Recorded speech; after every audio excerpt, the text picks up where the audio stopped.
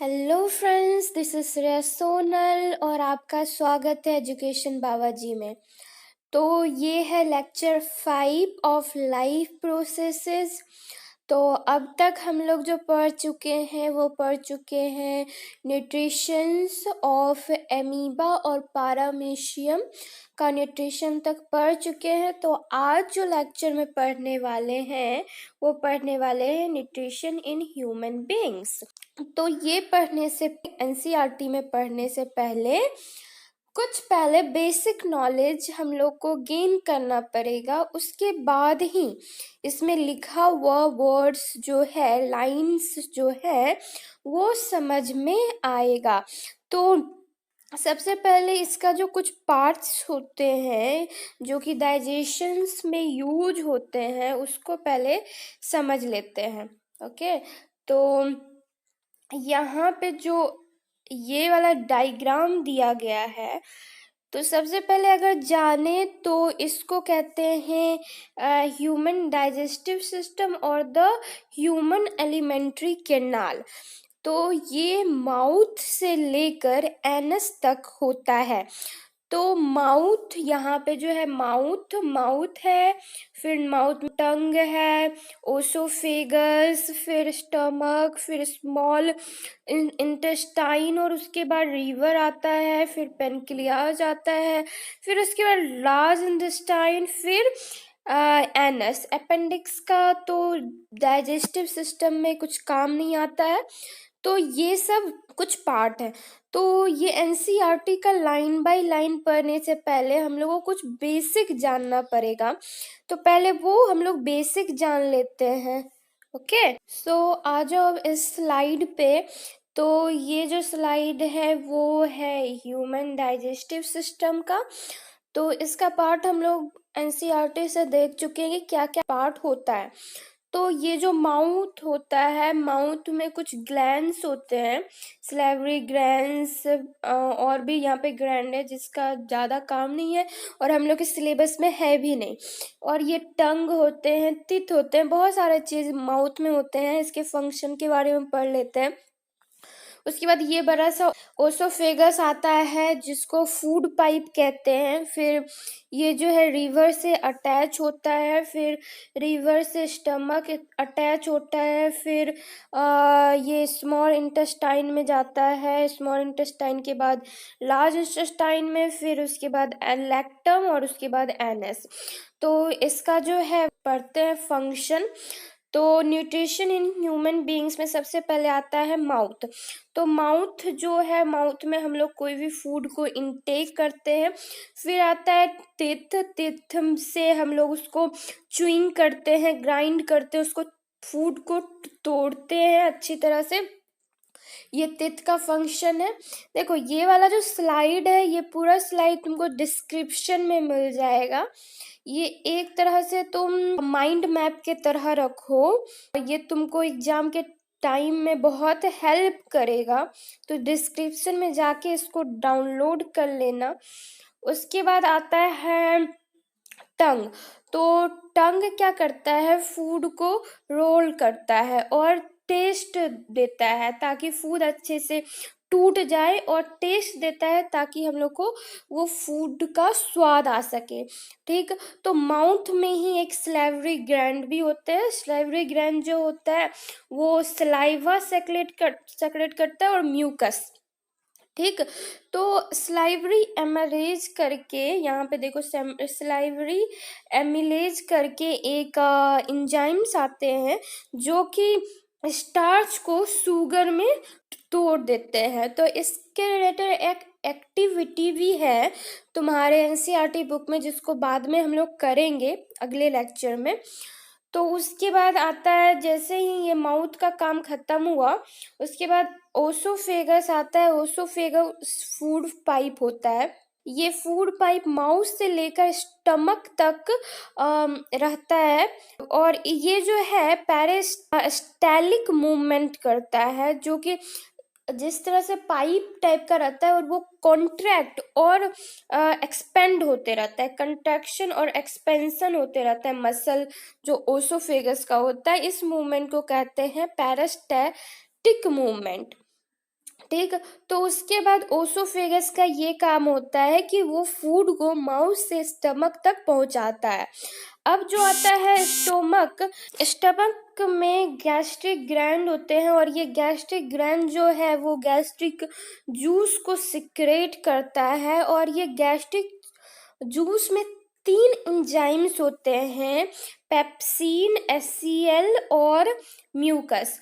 तो पेप्सिन जो होता है वो प्रोटीन को ब्रेक डाउन करता है, प्रोटीन को तोड़ता है, ठीक। और उसके बाद जो HCl होता है, हाइड्रोक्लोरिक एसिड, एक एसिडिक मीडियम देता है पेप्सिन को वर्क करने के लिए।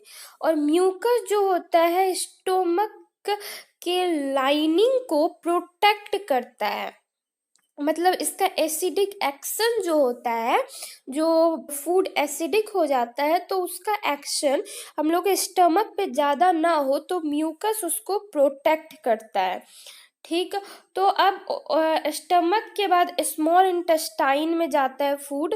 तो इसमें एक विलाई होता है, विलाई एक फिंगर लाइक प्रोजेक्शन होता है जो कि फूड को एब्जॉर्ब करने में मदद करता है, ब्लड की एनर्जी मिले इसके लिए ये विलाई जो होता है वो मदद करता है। तो स्मॉल इंटेस्टाइन का कुछ और भी काम है। स्मॉल इंटेस्टाइन के पास में लीवर रहता है, लीवर। तो लीवर जो होता है वो बाइल जूस को सिक्रेट करता है। और पेनक्रियाज जो होता है वो पेनक्रिएटिक जूस को सेक्रेट करता है। तो यहाँ पे इंटेस्टियल एंजाइम्स भी कुछ होते हैं जो कि कार्बोहाइड्रेट को ग्लूकोज में कन्वर्ट करता है, फैट को फैटी एसिड और ग्रेसोल में, ये ग्रेसोल होगा, ये गलत है, यहाँ पे ग्रेसोल होगा, GLYCEROL,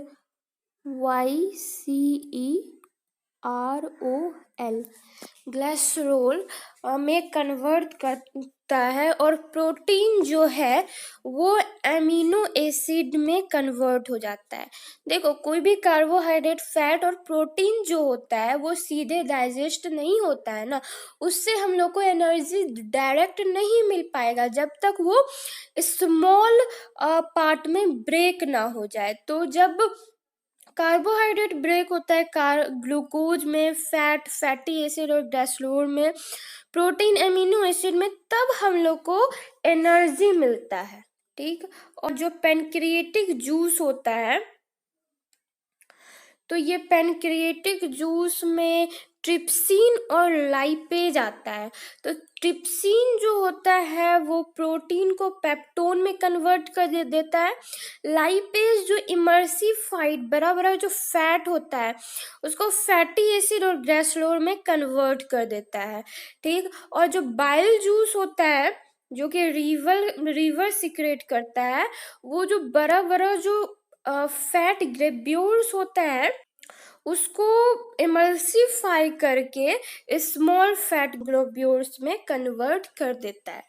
अब जो है ये स्मॉल इंटेस्टाइन से जाके ये लार्ज इंटेस्टाइन में जाता है।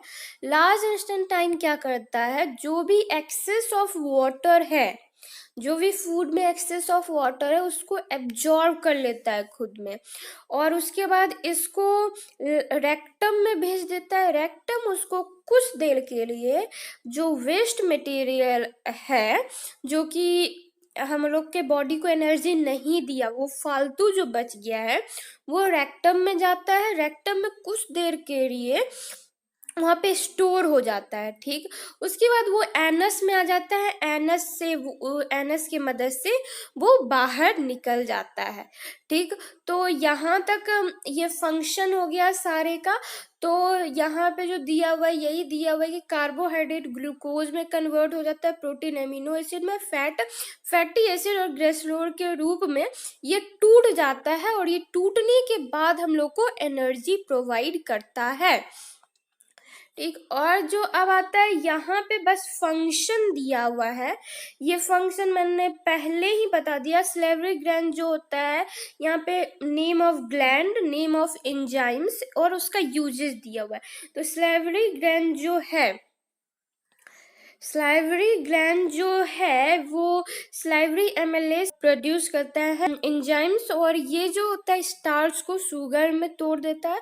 और ये सब के बारे में पहले से पढ़ चुके हैं पहले। हाँ, और ये वाला जो स्लाइड है ये रिवीजन के लिए बहुत यूजफुल है। ये हम लोग को इससे क्वेश्चन डायरेक्ट आता है कि कौन कौन सा ग्लैंड कौन सा एंजाइम सीक्रेट करता है और उसका फंक्शन क्या है। ठीक, तो ये सारा जो पीडीएफ मिल जाएगा तुमको डिस्क्रिप्शन में, वहां पे जाके ये पीडीएफ को डाउनलोड कर लो और ये नेम ऑफ द ग्लैंड, इसका एंजाइम्स और उसका यूजेज को अच्छे तरह से याद कर लो। ठीक, तो यहाँ पे लेक्चर खत्म होता है। लेक्चर 6 में हम लोग एनसीईआरटी को अच्छे से पढ़ेंगे line by line. Nutrition in human beings जो उसमें टॉपिक है उसको अच्छे से पढ़ेंगे, समझेंगे, और इसी तरह से बने रहो चैनल के साथ और पढ़ते रहो।